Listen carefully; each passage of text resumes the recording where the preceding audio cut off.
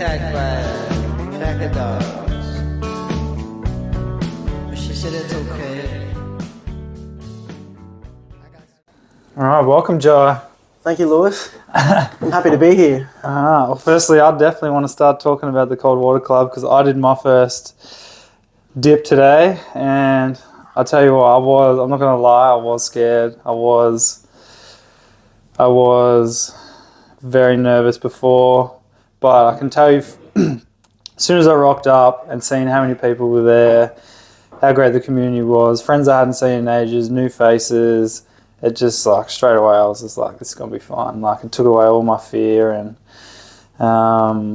anxiety away, just like from seeing the community. And I obviously would like to know where this all came from. Was there a reason that you started this? Was there obviously overcome a few things and this obviously helps you? Like, where did this all come from? So it all kind of started, and you know, the people close to me will know that I've been getting in the cold water for quite some time.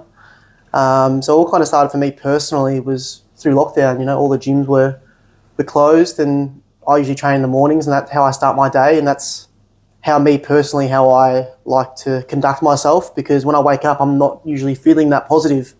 Yeah. Unfortunately, it's just how my mind works. So I like to get straight into something positive, whether that's the gym. And when that was taken away from us, I was pretty lost, to be honest. So I used to go for a walk along Oliver's Hill by myself every morning just to have something to do. And yeah, I was just depressed and anxious, and you know, everything was kind of falling apart at the start of COVID and lockdown. I remember just getting to my car and just feeling really sad. And I remember I saw this guy in the ocean, this old guy.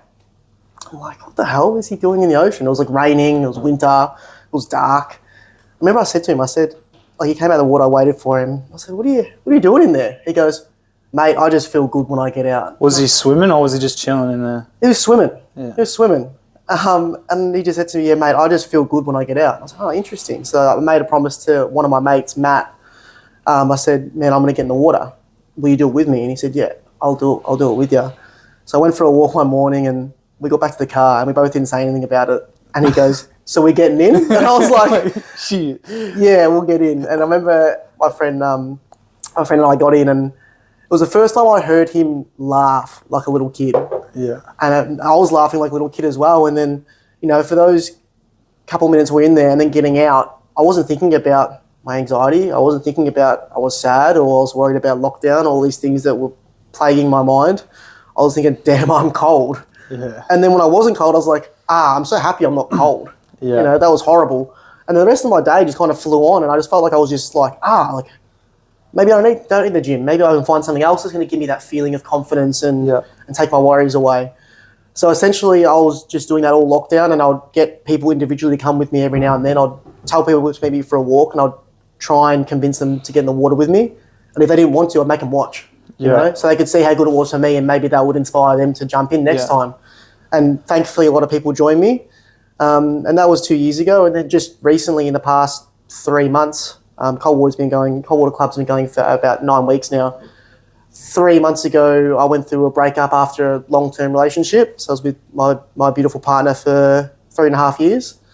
And then coming out of that, you know, having a home with someone and a dog and a life and, you know, having everything, I guess, certain, and then all of a sudden it's not certain anymore, and you know, you're by yourself and you find yourself alone with your own thoughts. You know, I was in the water every day, which is great. And I just remember I'd wake up in the morning and I'd be feeling flat, of course, and sad, everything that comes with all the normal feelings. I'd go to the gym and then I'd go get in the water and I'd be like, I'm back. Like, that's me. I'm back on. It's your new perspective of the day. Exactly. Just feeling grateful again, no longer feeling sorry for myself.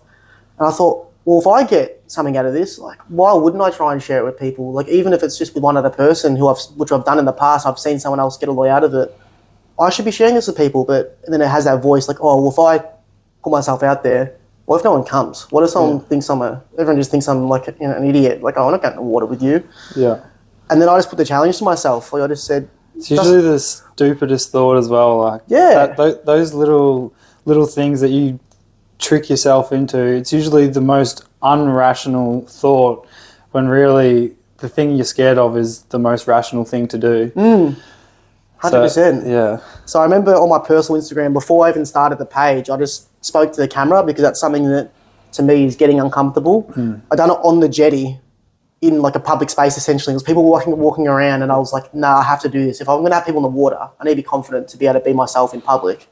So I spoke to the camera and just said, hey guys, I've just gone in the water for the day and I feel amazing. It's taken away my anxiety, my depression, and I want to share it with whoever wants to come join this Sunday, 10 a.m. And I was expecting, 2 or 3 people to come just hang and get in the water.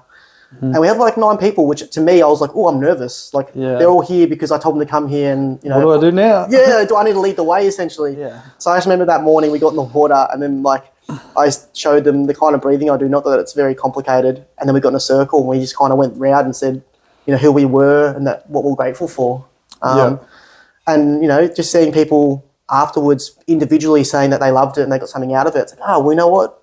I've got some filming done. Like, I'm just going to make a reel and start a little page and just like, I wonder what people will think of that. And it was cool to get outside of my own comfort zone, which is what I was asking other people to do. It's like, well, no, I should do it too. I can't say to, hey, Louis, come get in the water. It's uncomfortable. And then I avoid it because I know I'm a hypocrite. So I started the page and started to make a few reels. And then I remember in the first week, we had like 100-something followers. And I was like, that's weird. And then I remember the next week we had like 15 people there. And I was like, oh, like I didn't think anyone else would come. And it was just kind of humbling. And then, from there, I went to 30 people, 40 people, 50 people, 60 people, and just speaking to people individually and hearing that someone's getting something positive out of it, not because of me. I've just kind of facilitated it because it's hard to go by yourself. Yeah. But if you got at the ultimate, they are doing it themselves. Yeah. Like, even for me, I know you as a friend, and it wasn't easy for me to come down. I did it because I want to know what the deal is. I want to know how I'm going to feel after it and stuff. Like, it's not you're 100% right. You've got the platform for everybody, but it's at the end of the day, it's their choice what they're going to do, and you showing them what the benefits are and stuff that is giving them a big boost to come down. Yeah, and the beauty of it is now that we have a community, because we do. Like, I'm so proud to just have any part of it. Because end of the day, like how I used to socialise when I was younger was going out, drinking, doing drugs, doing things I wasn't proud of, not being me, being someone else, trying to be someone else, trying to be Mr. Cool Guy, trying to be Mr. Party Boy, and not being who someone I was proud to be. And now I get to socialise just as much, but in an environment which is positive. Like people say, oh, Jai, I come every week and I meet someone new that's so nice, and everyone who comes is, so kind and happy to talk to and supportive. And then I remember I always just remind people like, no, you need to be proud of that as well because we're putting together a community of people where it's safe to do that. You're one of those people in the community. And we put all these people in a different environment. We put us all in a pub or a club or a bar. We're not getting along. No way. Yeah. So everyone who comes needs to be proud because I see everyone's face there. Like I remember when Busy first filmed the video a couple of weeks ago and he sent it to me and he said, hey man, what do you think of this? And it's just like very like candid. You're just filming people like just go about their time and people smiling and hugging, happy to be there. And I had that thought like, why is everyone there? People are only there for one reason. That's to be around good people, feel a part of something that's positive and get in the water and challenge themselves. Yeah. Where I've never been involved in a community or a group situation that you've had that many people around there, happy to be there because I want to be there without alcohol or whether it's a birthday or whatever. Yeah. People are there for one thing and it's for themselves. Like, I speak to everyone. Everyone's there for their own reasons. I'm there for mine, but completely different to what anyone else is there for. Yeah. Some people are there simply because if they enjoy it. They want to be around some other people who enjoy it as well. Some people are there for some really deep emotional reasons as well. But it doesn't matter why you're there. And that gives them being able for them to come down and do that and meet everybody. It also might give them the strength to step up and speak, like if they do have mental problems, stuff like that. I'm sure once they get down there and see that everybody's so welcoming and happy and such a great community, that might actually give them that little bit of a push they need to actually open their mouth and speak to someone. Especially, I'm sure, like people will come to you and say some things, and that's a great thing. And I've noticed that you've now working with some other like-minded people. What's going on there? Is it Zoop? So Zoop is someone who I learnt about last year. And last year was a very pivotal moment for me personally because that's when I discovered, I guess, the water doesn't have to be something I do by myself. Nothing does. You can share whatever it is you want to share. You just have to be Sharing is open. good. Exactly, and you have to be open to it though, and that means being open to maybe feeling as though people don't like what you're doing, because not everyone's going to like what you do, 100%. and that's cool. We're all different. But I met not Zoop themselves, but I met a few other guys who were involved. Their names were Christian, Nat, and Adam. 3 great dudes. I met them at the water, and I remember meeting them, and they were probably like overwhelmed by me because I was just so happy to be around. I hadn't been around people like them who were just there, positive, pushing a good message. Because growing up, I just didn't have that around me, like just the people we were around. Weren't bad people, but we didn't speak about being vulnerable. We didn't speak about any of that kind of stuff. And to be fair, they're older than me as well. And they introduced me to why they done it. Because I was just getting in the water for a few minutes for my own reasons, which is great. But then they were doing 9 for 9, which is 9 minutes in the water, uncomfortable, in memory of 9 suicides that occur on a daily average. Yeah. And I thought, fuck, that's beautiful, man, because I've lost 2 friends to suicide, which breaks my heart. It's like, well, if we can put together some kind of message that reaches people to say, hey, no, we care about you, because most people who are in that situation probably feel alone, probably feel like no one gives a fuck about them. You know, I've been depressed and I've never had those thoughts, thank God, but whenever I'm depressed, I feel like I'm alone. I feel like I've got no one around me. No one gets it. Yeah. So we can do something openly and publicly that really signifies, hey, we care about you people who feel that way. That's amazing. And last year, Zoop raised $36,000 for mental health. And all that money, just for everyone's knowledge, goes to an organisation called Batir. And what Batir do is they travel Australia and they spend time with youth and give them the tools to develop and take care of their mental wellness. So whether that be through workshops where they, have interactive, like... I think they go to like schools, footy community clubs. centres, youth clubs, football clubs, anywhere where young people are present. They're travelling and trying to give them the tools to say, hey, mental health isn't always perfect. Yeah. Here's what you can do about it. Because growing up, like, I've got so many stories about when I had mental health issues and no understanding of what it was.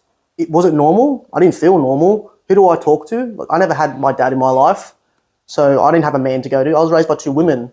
So if anything, I felt worse to talk to them because I was already feeling soft. I don't want to feel softer. Yeah. So having an organisation that actually gets around with the purpose of normalising the conversation and making people not feel like they're by themselves is a very important cause. So when one of the guys from Zoop kind of got in touch with me to just come get in the water with me, and I was so happy because it was just me and him, so we got to have a very open, vulnerable conversation.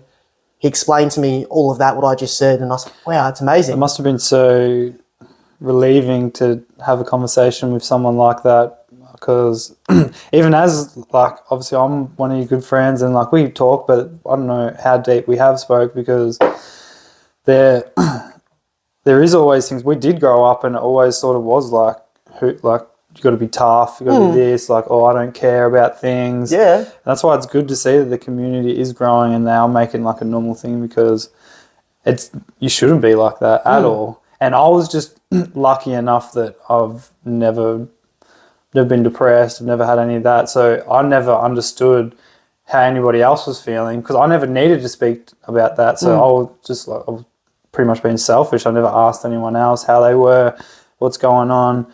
And now that there's people getting around talking, and people are starting to realise that you can talk, and it's weak not to speak, and it's not gonna get you anywhere besides either death or hurting yourself or hurting someone else. Yeah, and one thing you need to remember as well, like you say, you use the word selfish there. Definitely not selfish. Like, we don't know what we don't know. Yeah. We don't, like, if we don't feel a certain way, we would never know someone else felt a certain way. And I could explain my feelings to you right now, and it probably wouldn't resonate. Probably wouldn't understand it. So yeah, it's just a matter of the fact that now you do know, and now people can be a bit more mindful. That's really good. Like, that's just adding value to everyone, because it's great that some people go their whole lives without feeling any of those feelings. It's just sad that on the other end, some people go their whole lives feeling like they're the only ones that have those feelings. Yeah. And as you said, like, it's good to be vulnerable and be able to talk about things. Like, me personally, it took me a long time to learn, in my belief, that the people who are vulnerable are the strongest, because that's hard, Like, I remember when I first started, I guess, getting vulnerable and talking to people about things, fuck, it was tough. Absolutely. But when you feel like you can do that, it's like everything else is easy. Like, I'm really proud of that now. I can have conversations with people, and I can be vulnerable first, and then they have permission to be vulnerable as well. There's plenty of friends who I've known and had chats with, and I'll, I guess, lower the waterline in terms of making it a safe place to be vulnerable, and then the response you get is like, oh wow, I had no idea you could do that. Yeah. And they have the same thought as well. And just the motivation and everything, inspiration you get just from within yourself from creating something like this. It's not like one of those things where going to the gym where you're like, you have to keep motivated, be disciplined and all these things. This is one of those things that you get naturally just from speaking up and from the community. You get your own motivation, inspirations, and there's no need for discipline because it literally just grows itself, and more and more people are coming and coming and coming, and that's why it's been so great to watch. Yeah. Have you got like a end goal or something, or anything else that you've got planned for the future? Or got a few plans, and it's weird to think about that because like I don't look at this as anything other than just good people hanging out. But like we've also got a target for the 9 if for you've got 9. a platform, and especially doing something great, I think you have a little bit of a responsibility to. Well, it's an opportunity to use it for something positive, and that's what we're here for. We're here for being positive and adding value. So there's definitely things that I want to put together that are going to add more value to what we're doing, not just for the people within Cold Water Club, but to other organisations like 9 for 9. So as an example, we've got a target of $10,000 you want to raise, but I'm slightly optimistic that we're going to smash that, and I've got a few ideas of how we're going to do that. We'll put a link in this thing at the end if anyone wants to donate as well. Yeah.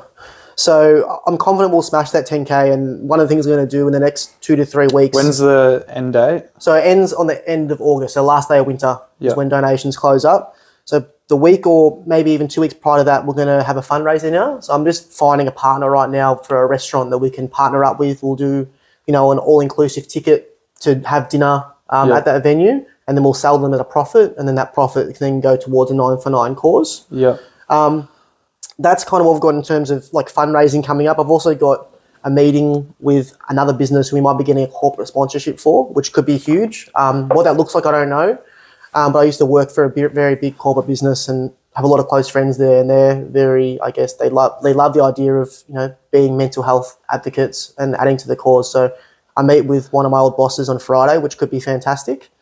And then outside of that, like I just want it just to continue what it is. Like today was the epitome of, I kind of had that light bulb on, that's why again, because I've been sick this week and had a few personal things going on because we all have our own personal stuff. And today I was just like riddled with, just anxiety. I wasn't feeling myself, just wasn't feeling confident. And then today I got in the water and being around people, everyone's laughing, having a good time, everyone's scared, It's crazy the amount of smiles. Because it sucks. And you're just like, what are we doing here? Like, this is dumb. Why are we all like doing deep breaths, putting our head under this cold water because Jai says so? Yeah. It's stupid. But we all leave there and we all have I get like the same outcome from 9 times out of 10 every person. And whether like one of my close friends who I've just become very close with just through the water, which is the beautiful part, is a guy named Darcy. And I remember the first time he came, I really put the pressure on and he came. And I remember looking at him when he was in there. I met right at the very end before I left. Yeah. I remember looking at him and he was just in pain. He did not want to be there. And I said, man, hey. While he was in the water. Yeah, and he just said, I'm not enjoying this. And then I remember we left and I was like, he's never coming back. I remember I was talking with the gym. He goes, man, I want to come back. That was really good. And I was thinking to myself, man, you look like you've hated it. You do not want to come back. And he's been back every week and he's always giving me the same big smile at the end and he's always nervous at the start. But end of the day, he's probably going through his own things, which I don't know. But he's getting something out of it as well. Yeah, 100%, man. And that's, people always ask, like, who comes down? Are they all your friends? It's like, not really. Like, all the people that come down, there's maybe like 2 or 3 people that I know. There might have been 40, 50 people there today and I probably knew 10 people there. So there was 40 people there that I had no idea who they were. I don't know them, man. Like, I know them now. It's been 8 weeks. But all the people that I'm, giving hugs to, giving kisses to, it's like, these are just people I'm just trying to make feel welcome because thank you for coming to do this with me because I get something out of it. Hope you do too. Yeah, everyone was walking out. Everyone was giving each other knuckles and stuff. Yeah. Like, it was nice. And I'm really happy. Like, people go, like, well, where are your friends then? It's like, well, I don't want my friends to feel like they have to come because it's not about them. It's not about me. It's about me just doing something that I get something out and people are welcome to come. There's no expectation. Yeah. That's why I love that, it's, you don't book in, you just rock up. You want to rock up? You want to bring 10 people? Bring 10 people. You want to have a coffee afterwards? Whatever. I'll talk to anyone. Yeah. Because that's something that I get a lot out of is just making, like, I used to have my purpose in my own mind is to make people feel confident, because I spent so many years not feeling like that. So I can make other people feel confident. That's nice. Have you had any thoughts about maybe being some sort of mentor or something like that? Have people actually come up to you and started giving you a bit of a story and stuff like that, and maybe needed some more help? Yeah, it kind of ties into like what I'm doing like professionally right now, because I worked in like corporate sales for 8-9 years and I loved it. It was really good. I met a lot of people. I developed a lot of skills and character skills of how to deal with people and understand people and talk to everyone the way they want to be spoken to, which is great because now I can use that just when I meet people. But I kind of, as you know, I made the change in careers. I quit my full-time job last year, November, and now I'm a personal trainer in the mornings, which I love doing because... How come you changed your jobs? Through lockdown, I think it was all born in lockdown because I've always, as you know, like I've got a very big emotional connection to the gym because... COVID was a really big blessing in disguise to a lot of people. Man, it was huge. And there were some big things that it taxed on my relationship with my past partner, which I hate and I think they're terrible, and they made me act not at my best sometimes as a partner. But the silver lining of that, it was I got to work out who I am, who I want to be, and I found a way to get there, I think. I think I'm on the right path. So it all started, as you know, like I love training more than anyone else I know. I love exercising because it's given me some kind of confidence and some kind of identity. And when lockdown happened, even I didn't want to train at home. Like, train at home, fuck that, that's depressing. So I remember saying to you and Busy and any one of our mates, we're going to be at the park every day. If anyone wants to be there, come down. I'll bring a whiteboard, I'll bring skipping ropes, I'll bring pads, I'll bring whatever we need. We'll do some boxing, do some weights. If you want to come train, because I get something out of it as well. And then that was the first time I ever was a part of building a community. Yeah. And it's so funny because I always used to say to Zil and to everyone else, like, you told me a year ago before that I could get Louis, Busy, LB, Tyrone, all these people who I could never picture convincing them to come train with me at the gym, let alone at the park in lockdown. They're all there and they're having a good time. Yeah. And we're all loving it. And like we're all getting photos and it's like, like out of that big shit situation for so many people, we had something to look forward to. Like we were training on the Saturdays or the Sundays or whatever, and like we were just having that fun, you know, like no one cared if we were good at boxing, and we fucking weren't. It's like it doesn't matter if we're good, but we're all just guys doing something positive. Yeah. Essentially. And that's when it was like I'd always wanted to be in that role of like, you know, helping someone do something good for themselves. But again, I didn't know, what if I'm not good enough? What if everyone thinks, oh, he doesn't know what he's talking about? All those stupid things that stop you. I didn't go there for training. I went there because I'm the worst morning person in the world. Yeah. And I knew that, what did we meet there at 4:45 or something in the morning? Like early as hell. Like that's not me at all. Nah. I went there because of that, because I knew if I did that, I'll be booming for the day, you know what I mean? And that's pretty much the only reason I did that. But then not only that, we started boxing and now I box 3-4 times. Found a passion. Yeah, I found a passion out of this thing that I didn't even really think about it at all. Now, I box 3-4 times a week. And it's weird how things like that happen. It's so funny because like I like to use you as an example, and I've told you this before. Like Louis, one of my best friends, and you'll admit this, like growing up, you're very like, you weren't vulnerable, you wouldn't tell people how you're feeling, you weren't like, you were just own your own little world because that's just how you were. Yeah. I remember you sent me a message one morning. I remember I told you that I wanted to be a personal trainer, and you sent me this really nice message saying like something with the word inspiring in it, and it made me so happy because it's like, well, if I can make Louis feel like that, who doesn't feel anything, then I can go out and I can have an impact somehow, some way. And that made a really big motivator for me. And that's when I made the decision, all right, I'm going to go study, I'm going to get my tickets, I'm going to be a personal trainer, I'm going to help people feel confident. Because I don't want to be a coach, I want to be someone who helps people feel good, helps people become who they want to become. Yeah. And even though it sounds as simple as exercising, well, I spent the first year of exercising being anxious about it. Like I'd go to the gym, wouldn't want to go in because I was too scared. So if I can be what I wanted, because I just wanted someone to put me under their wing and say, hey, Jai, do it this way, I'll take care of you. If I can do that for someone else, makes me just go, that's what, like, that means a lot to me personally, because I've been in that situation.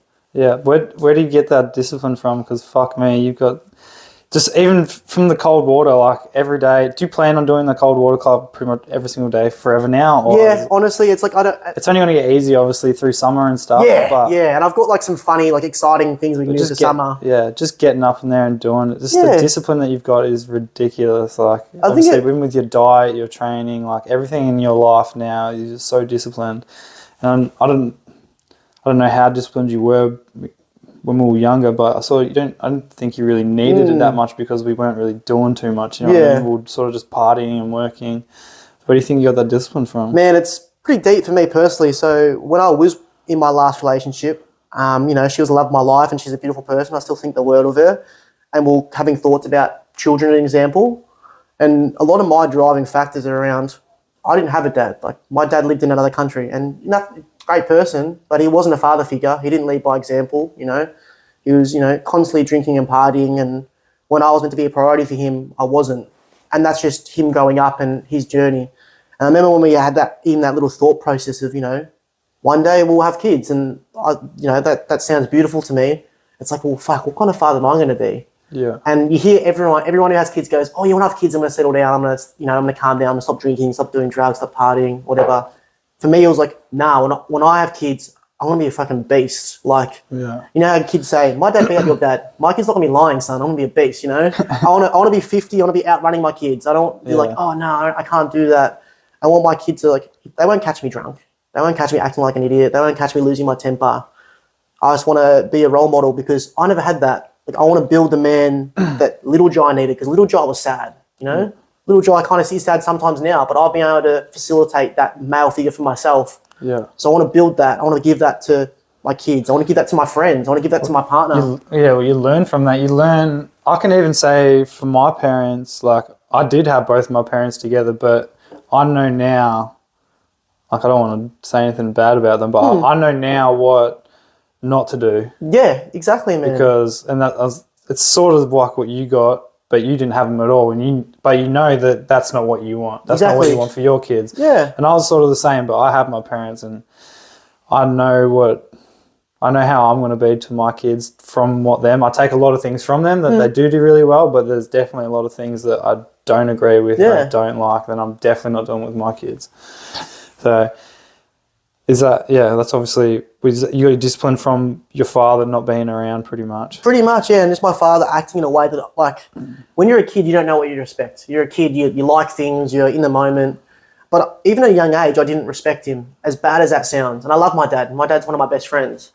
But I wouldn't say that he's my dad. He's like a very close friend of mine. That's our relationship. Yeah. Where I want not just my children, but I want people around me to look at Jai and go, oh, that's inspiring. Like, he acts in a way that's very respectable. He respects people, he respects himself. Yeah. I had a really good quote a few years ago. It said, and this comes because I didn't respect myself for a while there when I was partying. I'd wake up, I didn't like who I was the night before. It's like, well, if you want to respect yourself, you have to do things that you respect. So what do I respect? And it's a very personal thing. I respect the person who's up early, getting after it. I respect the guy who goes out and he has a few drinks, but he's not being stupid. He's not being a clown, not being who I used to be. So that's where it comes down for me. And it's like, I don't want to break that character because it's taken me so long to get here. It's taken me so long to build who I am. I want to keep on building. I think, not all the time, but I look in the mirror and go, man, Joe, you should be proud, which is really hard sometimes. But it's like, well, in 10 years, I want to be prouder. Yeah. Yeah. 100%.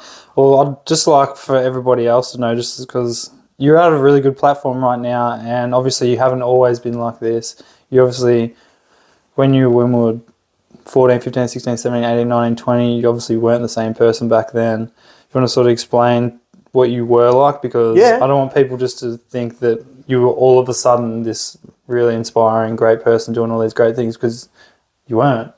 So what sort of person do you think you were back then? Man, I'm actually going through a personal development course at the moment with a really good coach, but I've dived into this pretty deeply in my own time and shared it with that group, so I'm happy to share it here. But essentially, man, it was just me and mum, my whole upbringing essentially, and we'd spend time in Bali because my dad certainly lives in Bali. Well, I'd go back for a few months here and there. But essentially, it was just me and my mum and my grandma. And, I just had all these feminine traits, all these, I had a lot of empathy for people because I was raised by two women. But when you're a kid, that's not cool. It's not cool to have feelings and care about your friends. So I was just so isolated, man. And because I was an only child, I always felt as though I was never a part of anything. It was just me and mum. So we were very isolated. So even when I was younger, I had lots of friends, but I struggled to fit in. But that's only because I just felt like I couldn't. So, my upbringing was just me playing video games. It was me hiding, essentially, and putting on a facade that I was happy and, hey, like Mr. Popular, because I had heaps of friends, but I wasn't internally happy because Yeah. I wasn't confident to be who I was. At a young age, it's really hard to even like comprehend what you're going through. Yeah. So like for younger people, that's the biggest thing, is getting it to it, explaining to the youth that what they're going through is normal, and you can talk to people, because I know kids are nasty motherfuckers. Oh, like, yeah, man. especially in primary school and high school, you 1 foot wrong, you're a loser. Like you're this, like Forever. yeah, and they've really got to fuck that off. Like that's got to get out there, and that does come down to people's parenting and shit like that, because the parents aren't saying nothing, and they're teaching those kids those ways. Like it's just going to continue. Yeah, and the thing is, like, we don't listen to our parents, but we emulate them. Yeah, You know? you do like you don't listen to them, but if they keep pounding it into you, you will subconsciously. Yeah, or we act what we see. You know, exactly. like we see our parents acting in a certain way, we're bound to act that way because we're not aware. And I catch myself doing things, and my dad's a great person, but there's some things that he does that I don't like, and sometimes I catch myself thinking that way or acting that way, and I don't want to do that, but I've just been exposed to that from a very young age. But yeah, as going back to my upbringing, like I got to like maybe 17, 18, had my first girlfriend, and you know I thought I kind of knew who I was, and then that relationship ended, and that's when I just, from having that age of not knowing who I was, and then going to thinking, oh no, I'm a party boy. I'm going to be this guy. You know, I made all these friends by going out and partying and being a bit of a clown, and I wanted to be liked by all these people, which is what I always wanted. That's what we were doing though back in those days. And to be honest, that's a prime example. My dad is a massive drinker, and that was always okay in my house. Yeah. And like, being hungover, doing all those things was never like my mum. My mum doesn't drink at all, but yeah, my dad drank pretty much every day. So like that was a normal for me. And as when I was growing up, I thought that was cool. Yeah, yeah. And it all just came down to, like, me and my mum were so close, so I didn't have to hide anything. Like when I was younger and going out and whatever. Like I remember the first night on ecstasy, I called my mum and said, "Hey mum, I'm doing this tonight." She's like, "Well, be careful. Thanks for telling me." Yeah. Like it was just been a really great relationship, and that's been great because I never had to hide anything from her. Yeah. But it all just came down to, I spent all that time trying to be liked. And then I realised one day, fuck, all these people probably do like me. Like, no questions there, but they don't respect me, you know? Like, I'm a clown. People are kind of laughing at me half the time. Not because they don't like me, but because they just think I'm a bit of a fucking idiot. You sort of portrayed that though, like Yeah, you always like like being the drunk dude jumping in bushes, fucking doing shit like that. Like It made me feel as though I had an identity, you know? Like, who's Jai? Jai goes out and parties and doesn't give a fuck. But then he goes home sad. So that's just fucking stupid. So that's when I made that decision, and you know I started to put in work around. All right, well, where do I get from here? Because I spent the first half of my life being sad and going, oh, like I'm sad. I don't know what to do. Well, now I'm an adult, so it's up to me. Like I can't blame anyone else. I can't blame anyone. It's my responsibility to make a change, and it was really good for me because like it came at such a good time. Like I was in a somewhat stable job, so I wasn't in a bad place. I was an adult. I just bought my first property. And I made that decision, like, oh no, all I do now is stuff that's going to benefit me. And even if that means being resented by my friends, which I was. But even when that happened, and it made me kind of smile, I was like, oh, I'm doing something right. Because if all the people who I was hanging around with were accepting me for who I was, I don't want them to accept me for that. I want to be someone else. And if they don't accept me, it means I'm doing it the right way. Yeah. And in the long run, all those people who may have given me any grief or resented me or made me feel as though, like, oh, you're a fucking loser. You think you're this, you think you're that. You don't want to hang out with us. 90% of them are all, if anything, like giving me compliments and saying they're happy for me and saying they're happy with who I am and all these nice things. So it was definitely worth it. Yeah, well, even for myself, like I started noticing all those things, and I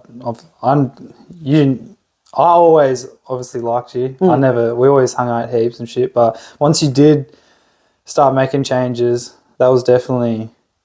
I've always been on a different path than you, been different things, but I definitely started noticing, and it made me at least think twice about what I was doing. But it was different for me because I really enjoyed getting fucked up as a kid. Like, that was like what was my thing. That's all I done was because I wanted to do that. Yeah. But and then it did get to a point when we were getting like 25 or 23, 24, 25, and I was like, fuck, I don't really want to do this. And I started seeing what you were doing, and especially like you said, when COVID and stuff hit and we started doing those sessions in the morning, and to be honest, like you even knew, like I was getting fucked up every night before then, but at least at that point I made myself a deal. I was like, You're held accountable. I made myself a deal. I was like, if you drink, you train in the morning. And like it was fucked. Man, times you threw up, man. Yeah, like it was fucked, but I still done it. And then I got to the point now where I'm like, I'm just slowly wearing off like the drinking, because as much as I like drinking, I don't drink nowhere near as much as I do, but I still have a problem, because even if I drink once a month, that one time I do drink that month, I'll be fucking home at 5 a.m.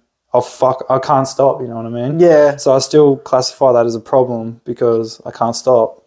And like I did, like last time I was meant to come down, or last time I did come down, sorry, I fucked up, didn't come to the cold water club. I let you down. I was meant to do another podcast with a friend, let them down and myself down. And I was like, fuck, that like really hit me bad. And so now I've got to really start picking my battles. Yeah. But yeah, like I said, everyone's going through their own path, and everybody's doing different things. But it's good that we can learn from each other. But I really what about your? I really want to know what your biggest mistakes are that you think that you've made along the way, because, like you said, you don't always know what you're thinking. You like things always are changing, and as you were growing up, even from when you just first started your business to now, like what mistakes do you reckon you have made that you could, at least for other people to maybe learn from? Yeah. Look, obviously, like anyone else, I've made heaps of them. Yeah, Made tons of mistakes. One thing I do, like I think about and I regret, was just the fact that, you know, there was this very big stage, especially when I was younger, that when I went through a challenge or adversity or something that went wrong, I'd run to the wrong things. You know, like I wouldn't, because I'm an only child, I had this problem with being by myself. I always had to be surrounded by people. And one thing, you know, I wish, like, I do it now, but I wish earlier that I wouldn't be running to drinking and stuff like that, or to be around people, like I was just running away from my problems. Well, now if I'm feeling sad, like I'll go in the car for a drive and I'll listen to some sad music, I'll let it out, but then I'll move on. I'm not sitting with it too long. I'll face it, and then it's like, oh, that's enough for today. You know, I'm not going to be sad all day. If anything, I guess work-wise, I wish I stopped listening to those voices a bit earlier, because I was in a job that essentially I didn't enjoy it, but I knew that it wasn't where I wanted to be, and I just felt like I was trapped, and that was because I was telling myself, oh, well, you can't go do anything else. And it's like what Mike Tyson says, like, we have to train our mind, because if we don't train it, then it just tells you you're a bitch all the time and you believe it. Yeah. And I just believed it. I'm literally been thinking about that heaps lately. I constantly negatively speak to myself. You have to, and I heard a really good quote from my mentor group, and it's, if you spoke to your friends the way you spoke to yourself, how many friends would you have? And man, my self-talk is so aggressive, because it works sometimes. Like sometimes it's great. Like I'll get up in the morning and my alarm goes off at say 4:20, and I'm meant to get up at 4:20. I hit snooze, and then my voice just starts running a truck on me. You're Excuses. a bitch. You are nothing. What the fuck are you doing? You mean you're doing that to get yourself up? Yeah. And it's something that I think is unhealthy right now, because I used it and it was useful when it was useful. But I think I need to change that now, because it got to the point where I was very unhealthily disciplined. Like I was doing things like the carnivore diet, and I was like, through lockdown, I was up at 4 a.m. no matter what, because I want to choose when I was suffering, because we're all going through it. But then it's kind of bred this thing with me that I feel like if I'm not doing something hard, if I'm not suffering, I'm not putting myself through pain, I feel like I'm doing the wrong thing. Yeah. And it's only in the last, like a couple of my close friends around me have noticed it. Only in the last few months have I been able to go, you know what, just sleep in. It's fine. You're a hard worker. A bit too much. Yeah, like go have a burger, you know? Yeah. Like, and it's a bit different now, because I'm doing some different things in the gym where I eat more food. So I've actually been enjoying my life with food lately, which has been very nice. Yeah, and that's the thing, when you are disciplined 24/7, it's going to be pretty hard to be happy. Like, yeah, and honestly, I actually just come, because I didn't know what my biggest regret was or my biggest mistake, but now I actually have just come across with what you just said. My discipline it may have been good for me, but it really had a negative effect upon my partner. And that's something I regret, is because I went through that whole lockdown just thinking about Jai, like, I'm going to get up at 4 a.m. because it makes me feel good. I'm going to go to the water because it makes me feel good. I'm going to go train, makes me feel good. I'm going to do all these things for me. And I had this beautiful partner there who was not like feeling any benefit from it. Like she was by herself essentially, and she was still just waiting for me, you know, just being amazing. And I wasn't present. I didn't give her what she needed. I was selfish, and you know, sometimes you need to go through that by yourself though, and sometimes it's just a bad time to even have a relationship. Exactly. Because you got to do all these things, and that's why another thing that Mike Tyson said, smart man, you can't love someone else until you love yourself, which is so true, and which is, I've already made a promise to myself, I'm not getting a partner until I'm happy being with him myself. But there is like another thing I've been learning through lately is trying to use each emotion for each thing. Like to say, for example, like you said about the ego thing, that fucking helps me. Me doing certain things, because I can get extremely lazy in some things, and I do need to. I use like for my ego, you got to put that away a lot of the times. But in certain spots, I do need to be like, come on, you're a fucking beast. You can fucking do this. Like being able to pick and choose where you use certain emotions. Can really benefit you, because sometimes you've got them all there, you're just using them in the wrong way. You know what I mean? And that's really helped me lately as well, because sometimes I do need to be like, come on, you little bitch, you're fucking better than this. Like, you gotta ride that wave, man. That's something that has been really healthy for me, especially with like the sad wave, because you get to choose what you feel, man. And every emotion is valid. You can feel that shit, but as soon as you try to make yourself not feel those things, that's when like the demons come out. So if I'm sad, I'm sad. I'll go embrace that shit. But there's certain things you can't, like if you're being a lazy fucker. Oh, 100%. Yeah, I was gonna say there's a time and a place. Like, as I said, my self-talk is like, it's fucking horrible to myself. But when it's time for that self-talk, it's time for that self-talk, and I get it done, you know? Like this today, I hit a PB in the gym, and it sounds cliche, but I was talking to myself like I was a bitch, and I got it done, you know? And it was beneficial then. But it's not beneficial 100%. When I'm feeling sick and I go, Joe, you have to get up at 4 a.m. As long as you can control it, and then after you've done that, you can move on. It's like flicking a switch. You're like, straight after that, be like, you're the man, I'm proud of myself. Yeah, literally. And you know what the biggest part for me is? Because I've always just tried to fill up other people's cup. And now I've got people around me that are filling up my cup. And that's a decision I made a few years ago, is that I'm only going to be filling up other people's cup. Not that I want something in return, but I spent too much time just worrying about other people's happiness. And now I've got some great people around me, thanks to the water, you know, like people who are, you know, looking out for me and holding me accountable and making sure I'm taking care of myself. And that feels really good, because it's like, I used to think that I didn't deserve that, but I do. Yeah, you don't even need to I forgot what I was going to say. So just from doing things to other people, you automatically get something in return. Exactly. Kindness goes two ways, man. And kindness is honestly, like, it's selfish too. I go, like, I'm a big advocate. Like, if I've got money in my wallet and I see someone who needs it, I'll give it to them.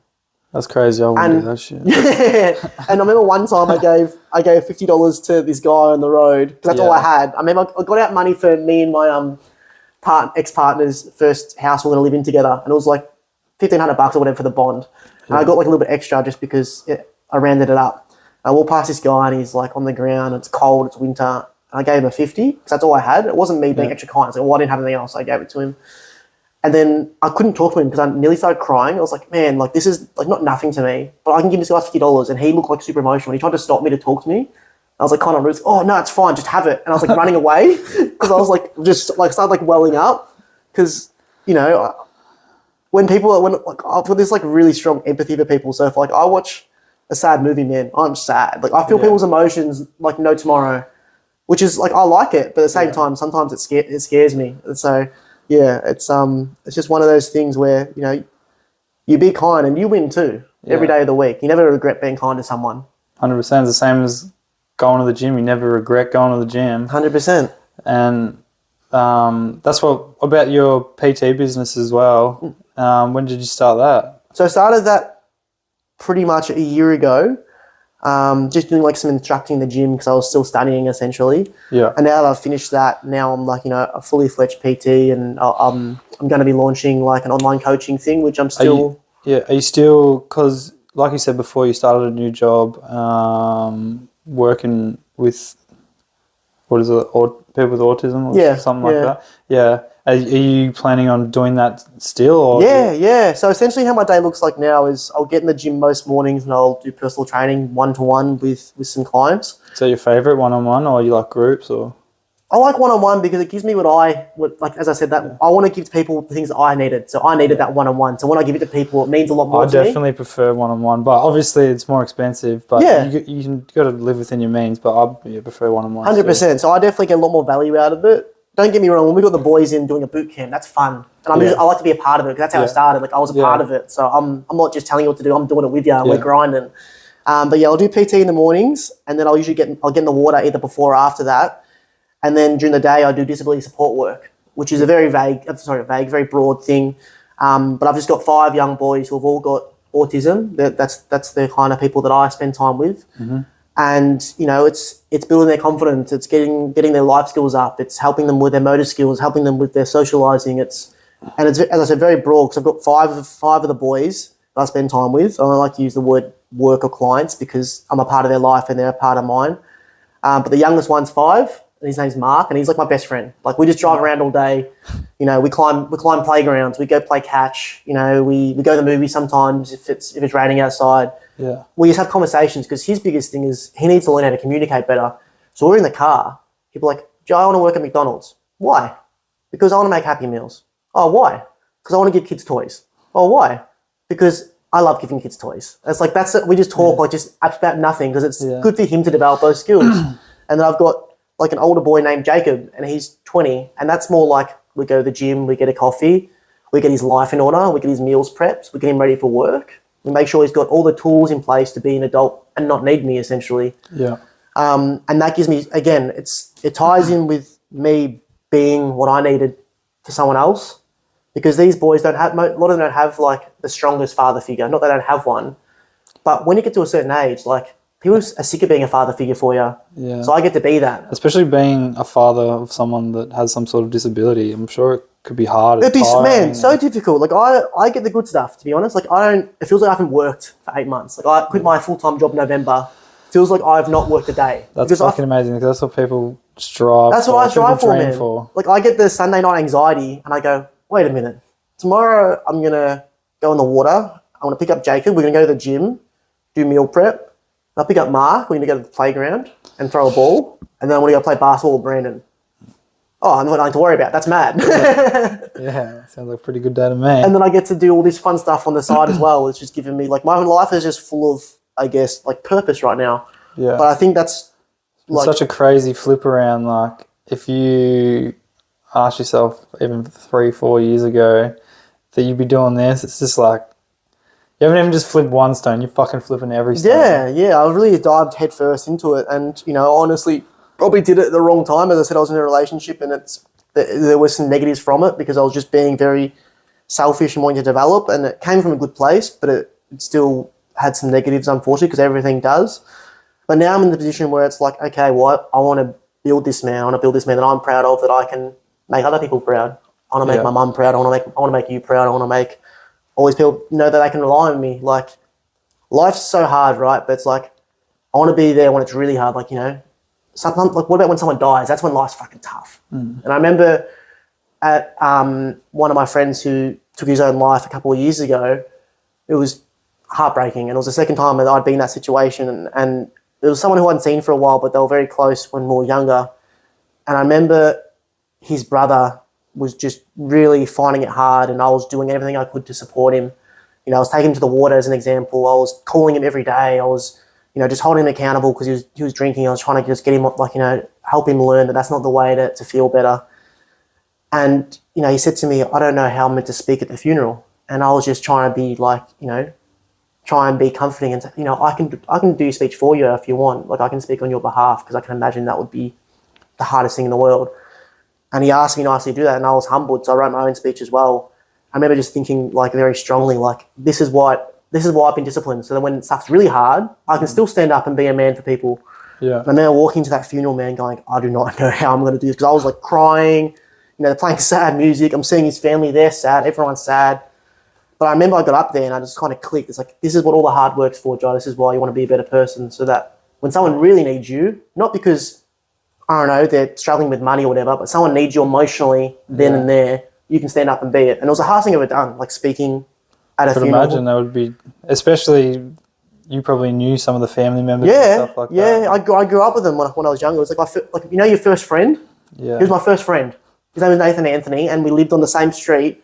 And it was like the epitome of like childhood. Ride your bike there, knock on the door. Is Nathan home? Can he come out and play? Yeah. And you have like falling out to them when you're young and stuff like that. Yeah. I'd go hang out with his older brother. I was just like, I was part of the family, and like I'd do sleepovers and stuff. And my mum was like good friends with their parents. So when he passed, it was like that little Jai was experiencing it. Yeah. And it's like, well, I don't want to be little Jai anymore. I want to be not all the time, but I want to be able to stand up when I'm needed and do the hard stuff, because everyone thinks that they're ready for the hard stuff, but how hard are you when you have to speak about your feelings or speak at a funeral? That's the hard stuff to me. Now the brother obviously knows that he's got someone that he can sort of lean on, you know what I mean? 100%, man, 100%. And hopefully the parents don't have to go through another one, because imagine how hard it would be just to lose your brother. You could possibly be thinking the same thing. Yeah, and I remember going into their home, and as I said, I wasn't a part of their family towards the later years. Even I felt like just emptiness. I do not imagine what they would like to feel, and that's why this 9 for 9 thing is so important to me. That's why I'm setting a goal to get this exposure out there. That's why I'm trying to do fundraise and stuff like that, because I know how horrible that is. Not even the whole story, because it hasn't been in my family. Yeah. But it's such an important conversation to have, because you just know that these people just feel by themselves, and no one should feel like that. Everyone, and that's the epitome of the Cold Water Club, is that I want to make sure everyone feels involved. Everyone feels special, but no one's just there. It's like, hey man, how are you going? I'm so happy you're here. Yeah. I love you. Thanks, good work. I'm proud of you to get in the water. That was tough. You know? I'm sure people are going to make new friends. Yeah, it's not. As I said, it's not about me. It's just having a space where people feel like that. People feel like they can come there. Yeah. I had a conversation with a guy this morning. He's like, "Oh man, I wanted to come for so long, but my friend kept cancelling on me." He's like, "But now I just come by myself because there's so many great people here, and I feel comfortable." It's like, that's mad. That's what we want. We want people to come here by themselves and feel a part of it. Yeah. Well, at the end of the day, if you do it by yourself, you're going to get the biggest reward out of it, because you did it yourself. You didn't rely on your friend to go there. You didn't do this or do that. You've gone there on your own accord. You've subconsciously thought that this could possibly benefit me, and I'm doing it because of me. That's right. Yeah. Which is why we should do everything. 100%. And that's like with the PT as well. Are you just strictly training out of ZillaFit? Yeah, correct. So ZillaFit is where I take all of my clients. And he's been a huge part of my development. He's been a huge mentor for me and just a great friend through all this, because he's got a lot of experience. I admire Matt Olahead, Zill. So yeah, I've just made the decision in the last couple of weeks to take on more one-to-one clients, because now I've got a bit more time. I've finished a bit more study. I've got a plan to launch my online coaching in the next couple of months, but I'm just finishing my nutrition side of study. So what, online coaching is just like doing workouts and stuff like? Yeah. So ideally, I want to be again, comes down to being that person for what people need. A mentor as well. Everything, man. Like, it's just like, well, I don't want to just have people sign up with me and go, all right, what workout do I do? Yeah. Or what do I eat? Like, guide me in the way of eating.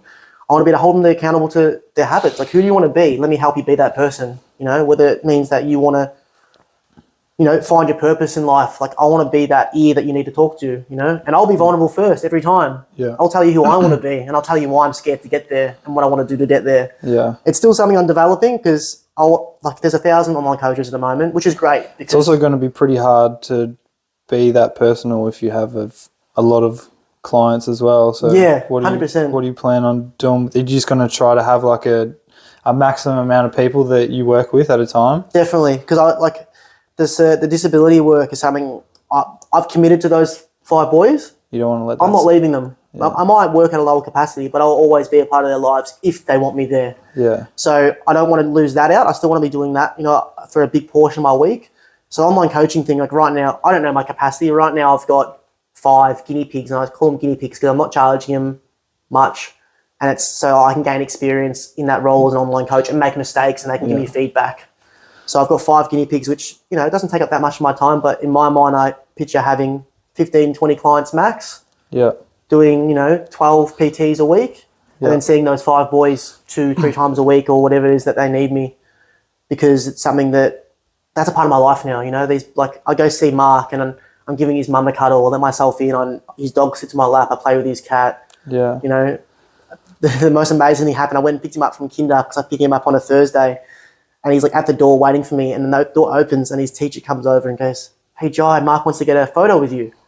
So we got a photo, and then she goes, "Oh, he wants to put on his family tree inside. Every kid's got their family tree." Yeah. And he gets a photo with me to put on his family tree. Oh. And I've never I've got my brother and my stepbrother and stepsister, and we're close as, but I've never been a big brother. That's all I've always craved, is like to have a positive influence. And I was walking, I was holding his hand in his bag. I said, "Mark, why did you get a photo with me?" He goes, "Because you're my brother." And he's melted me, man. I was like, man, that is so nice. Like, nothing else can give you that. Yeah, you know, it really is. Oh, dude, I can tell you, even just being close, because I got family all over the joint, and when my sister came, she used to live in Perth, and then when she came down with the nephew, and then like I started being like really close to my nephews, and like just like they're fucking like obsessed with me now. Yeah. And just every time I see them, like they every time like run over, give me a hug and stuff. Like it is an amazing feeling. Just fucking. Because it's so innocent, man. Like kids don't think about what you look like. They don't think about what you do for work. They don't think about how fit you are. They don't give a fuck. They just how you treat them, pretty much. They just feel your energy. They go, "I like this guy." Yeah. So it's like very pure. Yeah. So like if Mark, who's 5, likes me, it's like I must be doing something right, you know? Like I show up and I'm consistent for him. I'll pick him up from kinder. We go and we do that hard stuff as well. And you obviously don't, like you said, you don't treat it as a job. You treat it as... I'm a part of the family. Yeah. Treat it as family. That's great. As well with the thingo, do you say you take the kids to gym as well? Yeah. So I wouldn't call the other ones kids. So Mark's 5, he's the youngest one, and I didn't know if I was going to get involved with Mark because I was kind of nervous with someone that young. And that's your favourite? Yeah, he's my best friend. Honestly, my best friend is a 5-year-old, and I love it. We have arguments and stuff. Like, we'll have arguments about everything. He'll be like, "Joe, I want to go to bounce today." I'm like, "No, I don't want to go." He goes, "No, we're going. I'm the boss." "No, I'm the boss." And he goes, "No, Joe, I'm the boss today." And we'll just have like these stupid petty arguments. You'll hear us walking down the street having arguments. You think, what is this adult's arguing with a 5-year-old? But my demographic's more like when I was at my lowest, like when I was like a teenager / young adult. Yeah. So I also have like some of the older boys who are between the ages of 15 to 20, who it's like, all right, let's try and build that confidence up. Let's get them in the gym, you know. Let's get them, like one of the boys I give coaching for free. Because you get them on getting PBs and shit? Yeah, 100%. Like one of the boys, Jacob, he when he first started, he was very unsure of himself, and I just kind of had to build that trust. Gym can be pretty intimidating for a lot of people that haven't been. My first year, I'd sit in the car park anxious. If I knew someone in there, I wasn't going in. Yeah. I hated it. So I know that feeling all too well. And I remember when we first started doing like dumbbell bench press, I said, "All right, Jacob, get the 5s." And we were doing the 5s, and it was hard. I remember after a week, I said, "Jacob, one day we'll have you on the 15s, which is 3 times that." And he was like, "Nah, it's not going to happen." And last month, we done the 17.5s. 17.5. Yeah, and he got 10, and I didn't help him. And he's very unsure of himself, so he's not like going to say yes. But like I saw him walk off, and he had this big smile on his face. I could just tell that he was just like, "Yeah, I did that." Yeah. I remember looking at him, I said, "Hey man, I'm so proud of you." And he just goes, "Thanks." And I was like, "Oh, it's so special," because I remember when I wanted to do that. I remember when I had the 7.5 kilo dumbbells, and I was struggling, and I was like, "Oh, people are going to think I'm so weak," which I was. But that's fine. And now I can do the 40s. It's so crazy. Cause I used to be like that as well, and now like, and you're the epitome of like big, tall alpha male. You know what I mean? And now that's the last thing I do is try to lift weights. I probably do look like a bit of an idiot sometimes because I'm just these tiny ass little weights because I just like mobility and stuff. But I think you're doing it really the right way, like because you're not doing it. You're not doing any of this to make money. No. Like for example, even when we were going through COVID, and when you started doing your personal training thing, all that shit you're doing for us was for free, just because you wanted to, and you bring all your shit down. You had the speaker, you bring the battle ropes. Like, it was so funny carrying all that stuff from the car, like ropes, weights, kettlebells, the whiteboard. I remember Muffin would bring the whiteboard for me. Yeah, full floodlights and shit. Yeah, I remember I went and bought floodlights. That's right. So we're getting there before. Man, it seems like a lifetime ago. I remember rocking up there. I made sure I had in my head, I need to be there before them. I would get there and make sure the floodlights were on, facing me, shadowboxing, so you could see me when you walked in. You'd like walk to the park. I was like this, and you're like, damn, this is early. I'm like, come on, man. Remember Ray? Yeah, old man Ray. 17 laps or something. Oh, 17 laps every day. Yeah, that's crazy. And he'd always call me Joy. Hey, it's Jai. Thanks, Joy. Every time. Man, I've been coming here for a year. You don't know my name. You look like my dad. Yeah. I told everyone he was my dad. And everyone believed me because he was like Cambodian.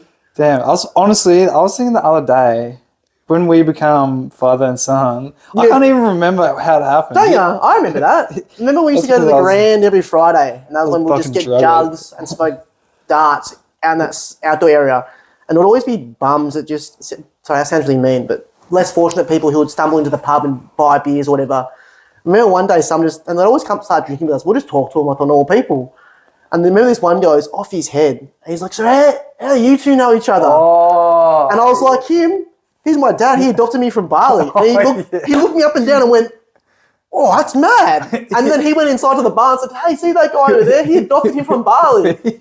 And then we told everyone it was my birthday. It's my 18th birthday. I made my first beer, my old man. Shit. And people were like buying us drinks as you're my dad. It was my 18th birthday. Yeah, I remember that. And then we went to Flanny's across the road and that told everyone, hey, it's my dad. It's my 18th birthday. That's fucking funny. I totally remember that now, but I was honestly thinking, I was like, I cannot remember what happened. I just remember the amount of people who came in who may have been like homeless or, in a bad way, and we'd just hang out with them and they'd always ask us questions and we'd just be telling them funny stories. I'd love it. It was so funny. Yeah, that was funny. Fuck, that's been going on a while now. Your dad hates it. Yeah, he's jealous, man. He's jealous of Wayne, he's jealous of you. We've got some cool stories from your dad, actually, like when we went up there.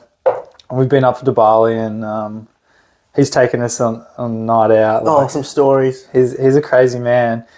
I remember one night we were drinking at his bar, because he has a bar. He has like a sort of like a reggae bar. He sings Bob Marley and that. Like, it's actually cool as fuck. And we're drinking there, and he's like, I'm not even drinking. And then after like an hour, he like bring out tequila shots. We started doing tequila shots and stuff. And then he took us on the back of his bike, took us to all these clubs, and was literally just going from club to club. And he was like the biggest wingman, like the best wingman ever. He was literally I'm pretty shy. Like, I don't really like going up to girls and stuff like that. And he would literally go down, sit at the table with the girls and be like, hey, my friends want to come and speak to you. And then we'd just sitting there like an idiot, like, hey. You're like, come. And then literally just like, sit us at the table and like start the conversation for us, and then until it was flowing, and then he would literally just leave and then go, because he knew like all the people over there. He would like sing at all the bars and stuff, and like I was like, damn, this guy's a good wingman. He's so fun. I remember one time I went out with him, just me and him, which was rare for us, and he was singing at this pub in Seminyak. And I was like, I was with him for ages, and then he was hanging with his mates, like, I'm just going to go do my own thing. So I just went for a walk to a club. And I was single at the time, and I remember I love, as you know, like I love dancing. I remember I was dancing, and this girl like approached me. Was like dancing with me, and I felt pretty cool. And then, like in Bali, like there's obviously heaps of Balinese people. It was like I guess you call them a gang. They're like tattooed, whatever. And then like three of them said to me, "Hey, you stay away from that girl." And I was like, "All right, no worries." Like, I didn't really care. I was just having a good time. And then I remember I was dancing. And I saw my dad walk in. I don't know how he found me. And then this girl was like following me around, like just trying to get my attention. And I was just like, oh, I can't bother with drama. I'm just here for a good time. But Dad goes, hey, come here. I was like, hey, what's going on? He goes, that girl, she wants you. I was like, yeah, I know. But the guys, I just can't be bothered with the drama. And he goes, what's wrong with you stupid? And I was like, what do you mean? He goes, well, who cares about them? The girl, she's a pretty girl. Go get her. And I was just like, just the way he thinks, man. He does not give a fuck. He's just, he's still just it's just like a teenager. He just loves it, and that's just him. So I love him how he is. He's a funny man, and the thing I love about my dad is I can put him with the boys. Yeah, he's fine. Like the boys love him more than me, which I love. It's easy. I remember on my it's very easy to get along with. My 21st birthday party, we're at the Dava. We had it all rented out, and I remember he was just one of the smoking boys. inside. And then the security asked him to put it out. He's like, no. Yeah, he's a good man. But that's like, as much as you didn't get a lot of things from him, you should Oh, take man. a lot of things from him because you can go, like you were saying before, you can go too far down the discipline Yeah. track and be too hard on yourself. Sometimes it is good to just be a bit like him and just... 100%. And like, you know, I remember being younger and I'd always be upset, like, oh, I'm not good at anything. I'm not good at sport. I'm not good at drawing. I'm not good at anything. But at the end of the day, I've got mad people skills. That's because of my dad. Like, my dad is a people person. Like, Yeah. you see dad and he just makes you laugh. Like, I remember he had this thing. If you shook someone's hand, a man's hand, it was always, you're so strong. Everyone always be laughing. He's the softest little handshake. Yeah, he's just like an icebreaker, you know what I mean? Yeah, and he's he really like, is. as I said, like I want to, and something I never realized is that, you know, I want to help other people be confident. He does that as well in his own way. Like he's just like a social butterfly. He makes people feel special. He makes people feel funny. He makes people feel cool. He's just got his own different thing. Like he nearly lives like a dream. Not a dream, just like He's like you. fairyland. He's always sleeping. Yeah, but like he just living like a fairyland. Like he works at a restaurant That he owns. You've got a bar that he just sings Bob or like reggae music at, like, and then he'll either just drink, sleep, fucking just like it's so chill. Like it's a completely different lifestyle. I couldn't even imagine living that. It's a whole new world, man. And I personally, I love structure, and that's just because of where I live now. But the same, I admire him. Like I admire, it's even like you. I admire how you just take things as they come. Yeah. And just because our personalities are different, like I'm a bit of a stress head, and you just take it as it comes. I fucking love it. Yeah. It's cool, so cool to watch. Yeah, but that's good to. Everybody needs to find their own. That's Their why own way. That's why, especially with like what I'm doing here with this podcast, that's why I want a million different people on here, because 10 people might get something from what you do, but 100 might be like, that's fucked. Not for me. Yeah, but I'm sure they'll listen to another podcast, and someone else is going to eventually resonate with them, and someone's going to learn something sooner or later. 100%. Yeah. So when was the last time you went to Bali? It was for my grandpa's funeral. I was only just allowed to go over there recently. Yeah, so I'm going in October, in a few months from now, but I haven't seen my Balinese family for well over I think it's been over 2 years now. Yeah. And the last time I was there, it was an emotional roller coaster for me, because it was for my grandpa's funeral, and I'm only smiling because it was a very interesting experience. And the year before, I had my Australian grandfather's funeral, which is a normal funeral. Like you go there, you say a few words, you say goodbye, you have a wake. In Bali, man, like we talk about community, their community over there is next level. So as soon as my grandfather passed away, everyone was at my family's house. And in Bali, when you're in a family, like no one moves out and gets their own house. You stay together.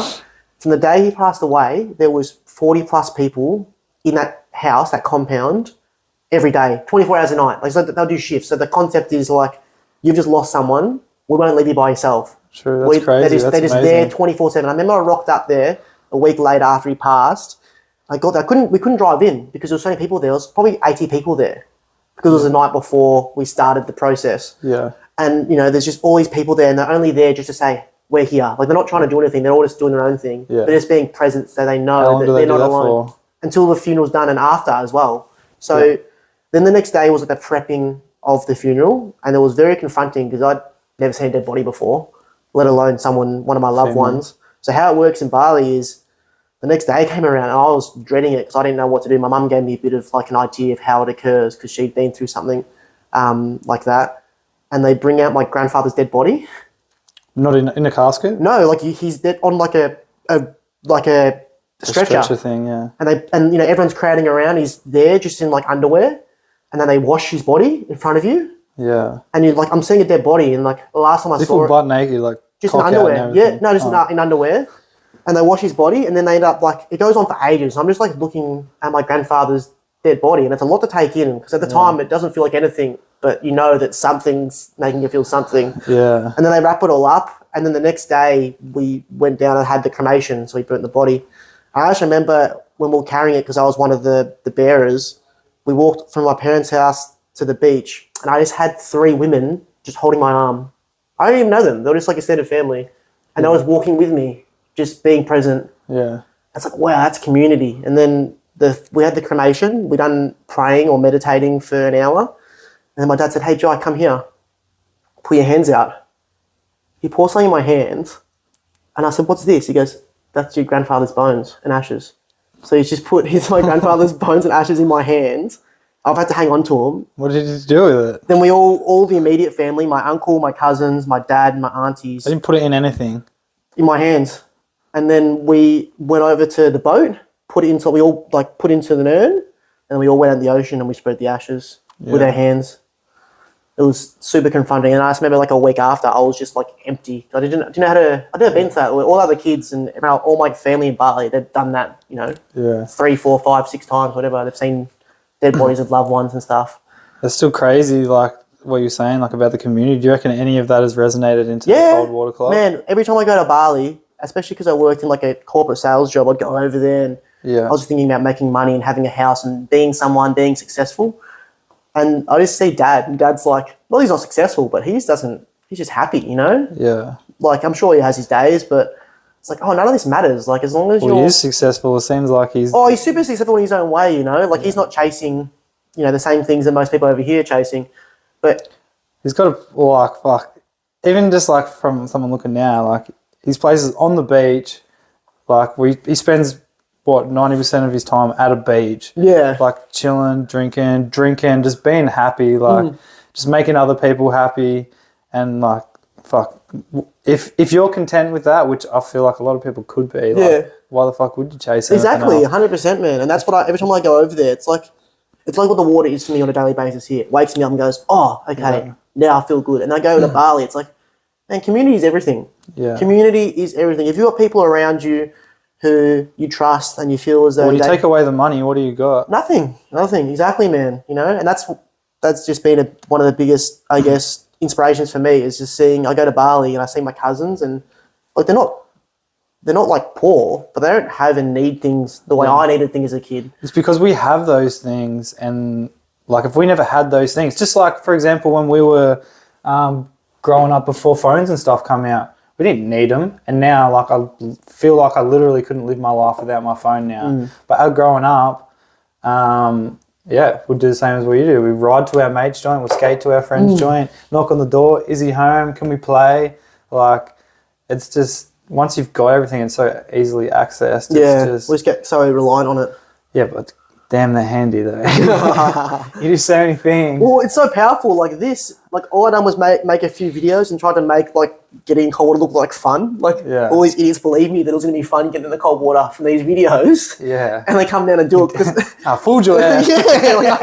People rock up and they're like, oh, there's nice music. Yeah, and I'll be like, I'm so scared. They go, what? Why are you scared? Oh, because this sucks. And they're like, oh, what the hell? Like, the videos look fun, man. That's all just the power of... All I've got is an iPhone. I just make a few reels and go, hey, everyone, come on down. Look how much fun we're having. Yeah. Everyone's laughing and being silly, all because of just the phone. Like, Have you done any marketing or anything like that, or is it all just literally word of mouth? Just word of mouth. Like, the most joy I have is when people rock up and they go, hey, I saw the page. Looked like fun. Yeah. Can I come join in? Yeah, jump in. Oh, yeah. So much fun, man. And like, I wouldn't say we've done... Like, I think when you make a business Instagram, they give you one free ad for $20. Yeah. Which is nothing. So I done that on one of the photos. Well, it's not free then, is it? Oh, no, sorry. Like, they give you $20 credit. Oh, okay. Yeah. And I just use that $20 on an ad of a photo. Was this a... Can you make a business? I didn't even know you could make a business. You can just change it to be a business Instagram. Oh, I want that $20. Yeah. No, that's awesome. What else have we got here?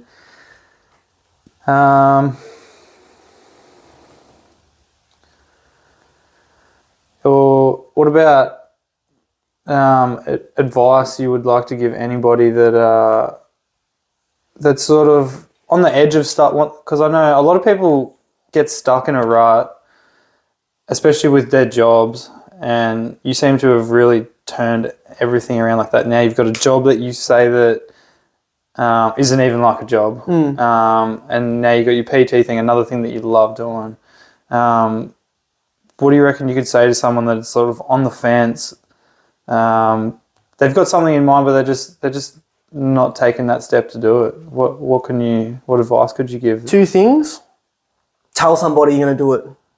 Because then you have to do it. Make yourself accountable. 100%. It's easy to let ourselves down because no one has to know. Yeah, that is a big thing. Like, let down one of the homies, you're going to feel bad. Like that day when you didn't come to the water. You just want to be an idiot and be like, yeah, that is a big thing as well, because you like sometimes yeah, you're like, I'm not telling everybody because it might not happen. Yeah. It's just like, or even like a secret or something, or a surprise that you've got. You're like, I don't want to tell anyone just in case it doesn't. Yeah. Just in case I don't get the job or whatever. Yeah. But yeah, I think Write it down, and like you and I are super different. But like, if you go into my walk-in robe, I've got a vision board with images that resonate with me. I've got a whiteboard with my goals for this month and next month. Yeah. I've got written down my program. What time do I wake up? What do I need to do every day? I need to meditate. I need to journal. I need to do an act of kindness. I need to make my bed. You know, I need to. Are these everyday things? Yeah, that you need to yeah, do? and that's built up over time. You know, it wasn't like I didn't do everything at once, but now it's like, now what do I?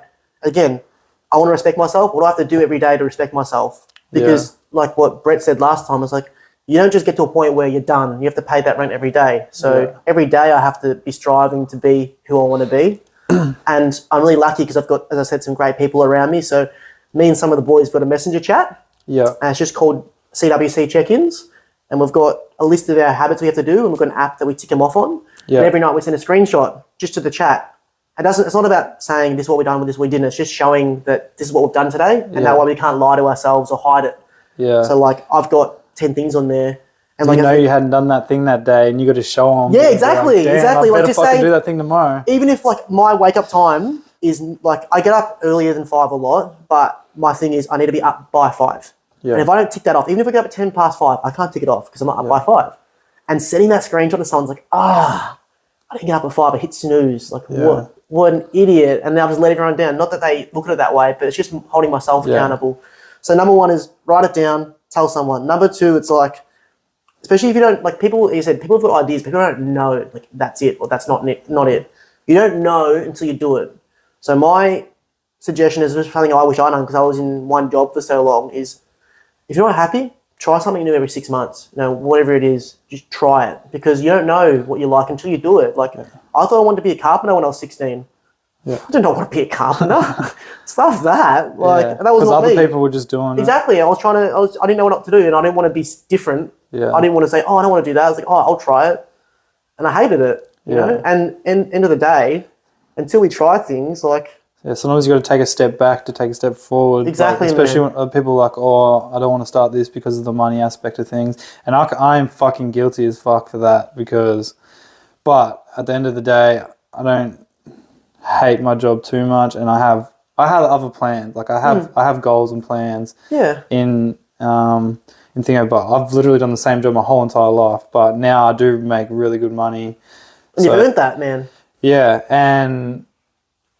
but yeah, I have other goals to potentially get into another career, and yeah, obviously like doing this as well. I'm starting to try new things. But yeah, taking a step back is definitely, it's hard to do, but sometimes you just got to do it. Well, it's like, when's the best time to plant a tree?